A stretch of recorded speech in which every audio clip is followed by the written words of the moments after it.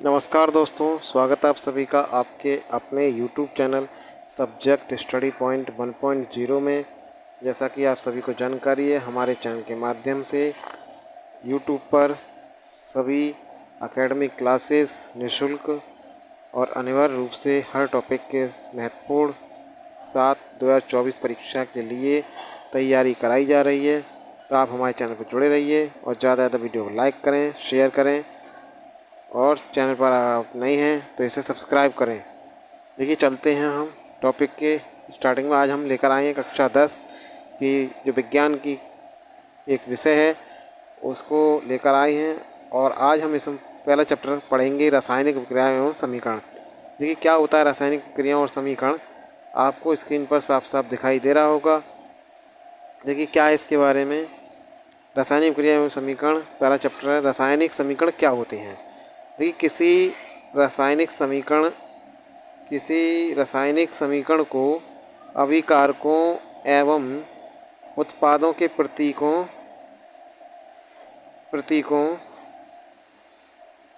व रासायनिक सूत्रों का प्रयोग करके प्रदर्शित करना ही रासायनिक समीकरण कहलाता है। यानी किसी रासायनिक अभिक्रिया को अभिकारकों एवं उत्पादों के प्रतीक, अभिकारक क्या होते हैं, जो अभिक्रिया में भाग लेते हैं उन्हें हम अभिकारक कहते हैं। रासायनिक अभिक्रिया के दौरान जो नए तत्वों का निर्माण होता है उन्हें हम उत्पाद कहते हैं। तो इसमें जो आपके उत्पाद होंगे और कारक अभिकारक होंगे उनको उनके प्रतीकों के रूप में प्रदर्शित करना ही क्या कहलाता है, रासायनिक समीकरण कहलाता है। देखिए, एक समीकरण दे रखी है, समीकरण के माध्यम से हम देखें। समीकरण दे रखी है आपकी Zn जिंक प्लस H2SO4 के साथ क्रिया करके क्या बनाता है, ZnSO4 zinc sulphate plus H2। अब इसमें अभिकारक क्या है, साफ साफ लिखा है परिभाषा में, मैंने आपको बता दिया कि ऐसे पदार्थ जो रासायनिक क्रिया में भाग लेते हैं अभिकारक कहलाते हैं। आगे चलते हैं, देखिए आगे क्या लिखा है। आगे लिखा है अब अभिकारक क्या होते हैं। देखिए, वो जो अभिक्रिया में भाग लेते हैं उन्हें अभिकारक कहते हैं। जैसे Zn plus H2SO4 zinc plus H2SO4, ये पूरा क्या है, इसमें यही हमारे क्या कहलाएंगे, अभिकारक कहलाएंगे। इतना एरिया क्या है, ये हमारे अभिकारक है, जिंक प्लस H2SO4। बाकी जो इधर का पोर्शन बचा, ये जो पोर्शन बचा है इसे मैं अलग कलर से दिखा रहा हूँ आपके लिए। ये जो पोर्शन होगा ये वाला, ये कहलाएंगे हमारे उत्पाद, ये कहलाएंगे उत्पाद। ठीक, अब आगे क्या है, देखिए उत्पाद क्या होते हैं, ऐसे पदार्थ जो रासायनिक क्रिया के संपूर्ण होने पर प्राप्त होते हैं उत्पाद कहलाते हैं। जैसे जिंक प्लस H2SO4 की क्रिया के दौरान हमें क्या प्राप्त हुआ, जिंक सल्फेट प्लस हाइड्रोजन, तो यही क्या होगा, हमारा उत्पाद होगा। मैं आशा करता हूँ कि आपको क्लास समझ में आ रहा होगा। देखिए आगे क्या है, आगे दे रखा है आपके लिए मेरे प्रिय साथियों, मेरे प्यारे बच्चों, संतुलित रासायनिक समीकरण क्या होती है। जो हमने अभिकारक और उत्पाद लिए थे उनके तत्वों के परमाणुओं की संख्या अभिकारक और उत्पाद दोनों पक्षों में समान होनी चाहिए। तो ऐसी समीकरण को हम संतुलित रासायनिक समीकरण कहते हैं। देखिए, संतुलित रासायनिक समीकरण कहते हैं किसको, जिनमें विभिन्न तत्वों के परमाणुओं की संख्या जैसे अभिकारक और उत्पाद दोनों पक्षों में समान होती है, उन्हें हम क्या कहते हैं, उत्पाद, उन्हें हम संतुलित रासायनिक समीकरण कहते हैं। जैसा आपको समीकरण में दिखाई दे रहा होगा, इधर फेरिक का जो परमाणु है वो 3 है, उधर जल के जो अणु हैं 4 हैं, और दोनों की क्रिया के दौरान हमें प्राप्त हो रहा है Fe3+O4 प्लस हाइड्रोजन। अब देखिए इसे मैच करें आप तो टोटल संख्या कितने हैं, इसमें कितना है टोटल संख्या वो आप देख लीजिए। देखिए ये इसमें Fe कितने हैं, 3। तो Fe जो है आपका, इधर Fe और इधर Fe दोनों साइड बराबर हो गए। अब बचा हाइड्रोजन के कितने हैं, 8, और इधर 4 दूनी 8। तो इस तरह से हमारा हाइड्रोजन भी बराबर हो गया। बचा क्या, ऑक्सीजन के इधर कितने, 4, और इधर भी ऑक्सीजन, अतः हमारा ऑक्सीजन भी बराबर हो गया। आपको ये समझ में आ गया। अगर हम सेकंड वाली इक्वेशन देखें नीचे वाली, उसमें हाइड्रोजन के 4, तो इधर भी 4, ऑक्सीजन के 2, इधर भी ऑक्सीजन के 2।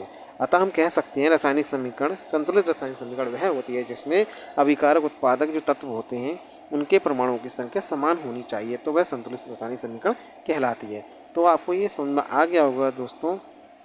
देखिए आगे क्या है, अगला आगे क्या दिया है। अब रासायनिक अभिक्रियाओं के प्रकार पढ़ते हैं।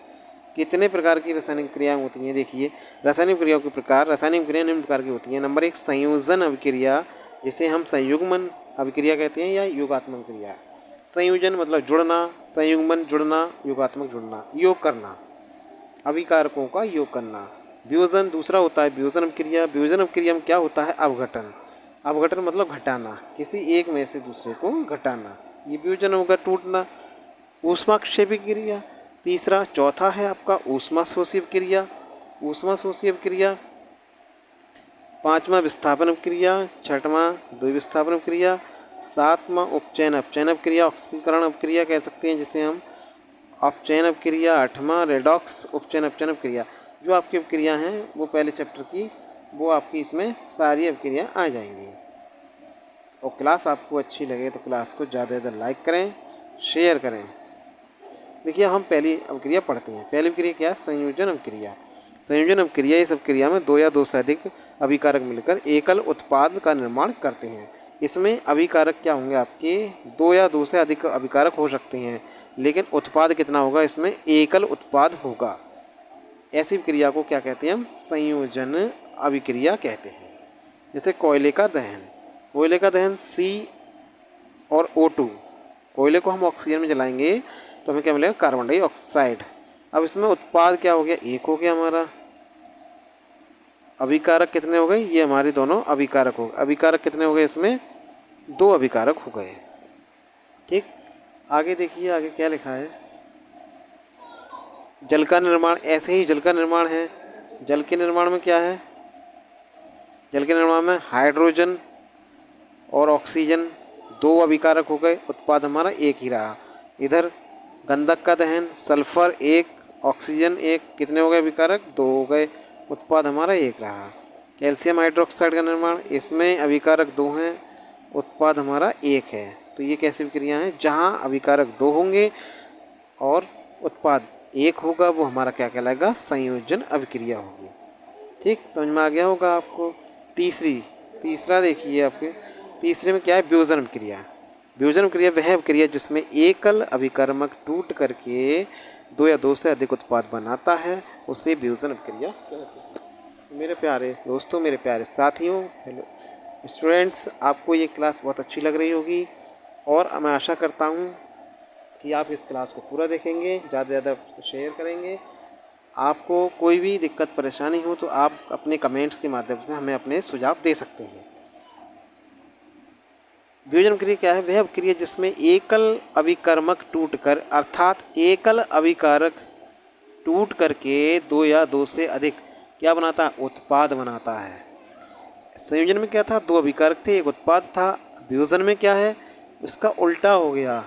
अब अभिकारक एक होगा, उत्पाद दो या दो से अधिक होंगे, क्या होगा। जैसे फेरस सल्फेट का वियोजन 2FeSO4, तो इसमें Fe2O3 SO2SO3 तीन उत्पाद हो गए हमारे इधर।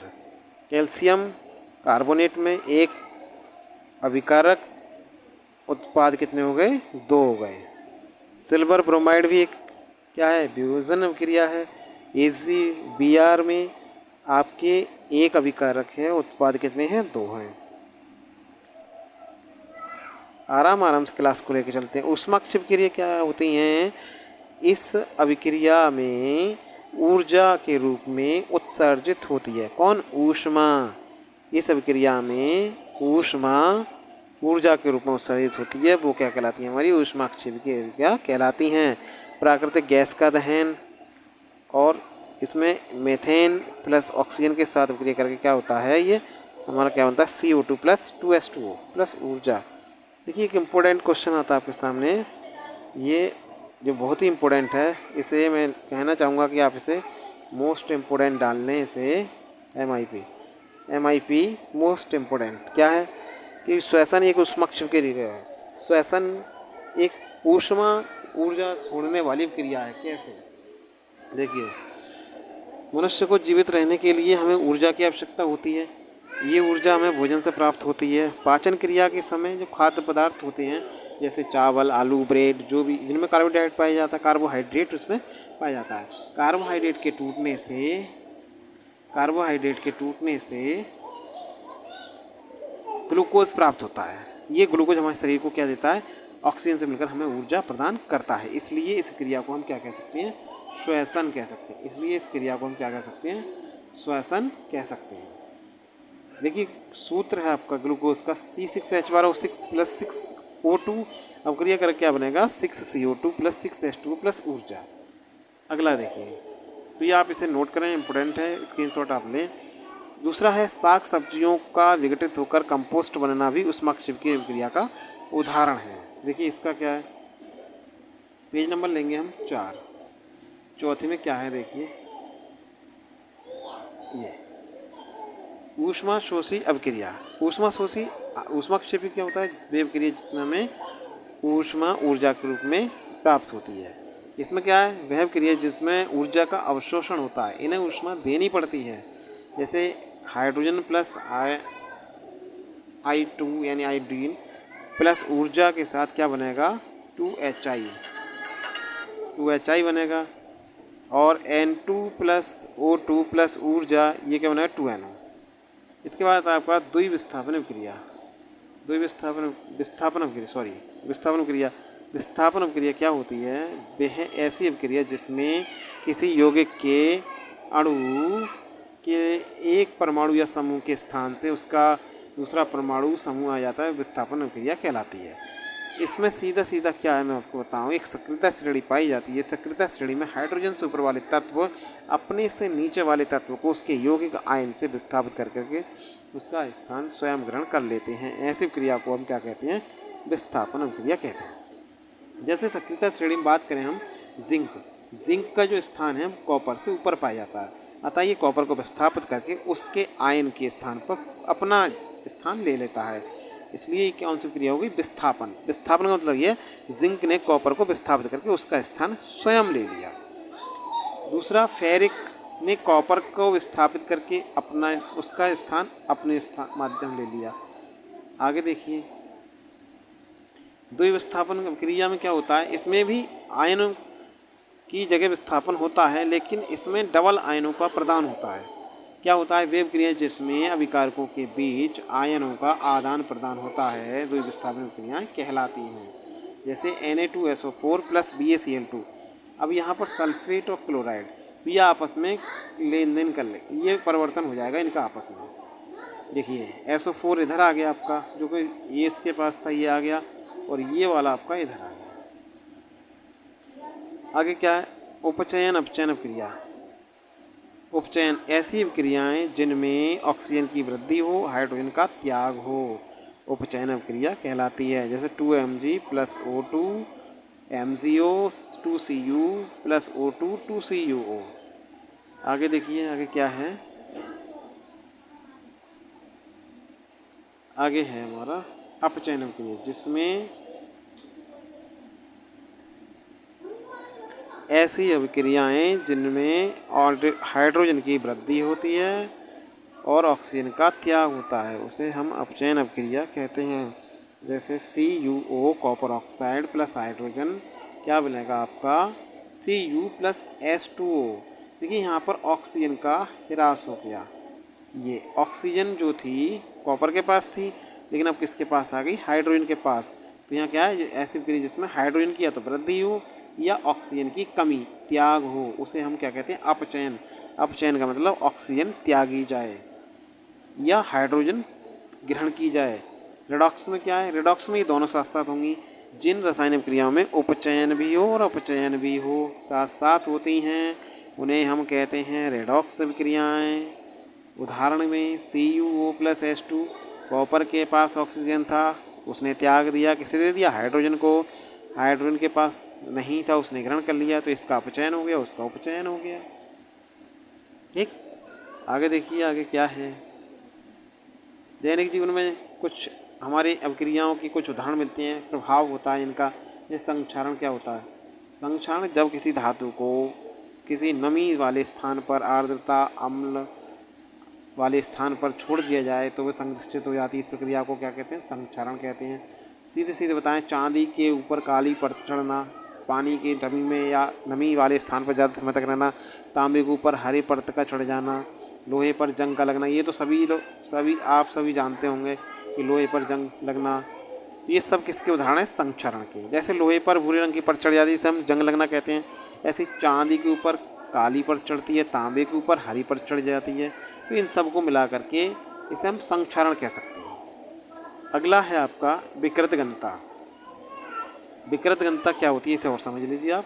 तेल या वसा यानी चिकने पदार्थ होते हैं, तेल ये पदार्थ जो बसीय पदार्थ, उन्हें अधिक समय तक ऑक्सीजन में मिलाकर या ऑक्सीजन में खुला छोड़ देने पर उनमें एक विशेष प्रकार की गंध आ जाती है और उनका स्वाद भी परिवर्तित हो जाता है। अर्थात ये कैसे हो जाते हैं? विकृत गंधी हो जाते हैं, इनका गंध और स्वाद में परिवर्तन हो जाता है।